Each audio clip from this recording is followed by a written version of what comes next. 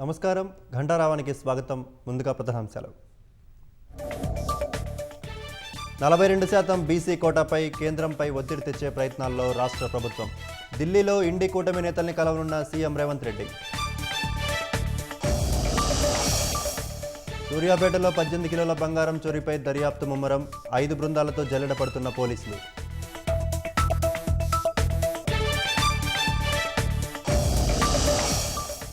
MUDA కేసులో ED తీరును తీవ్రంగా ఖండించిన సుప్రీంకోర్టు.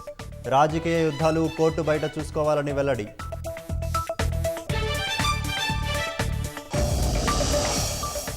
జస్టిస్ యశ్వంత్ వర్మపై కేసు నమోదు చేయాలన్న పిటిషన్ కొట్టివేత. సర్వోన్నత న్యాయస్థానానికి పాఠాలు చెప్పొద్దన్న ధర్మాసనం. లోక్సభలో కొనసాగుతున్న వాయిదాల పర్వం. పహల్గామ్ ఉగ్రదాడి, ఆపరేషన్ సింధూర్ అంశాలపై పట్టుబట్టిన విపక్షాలు.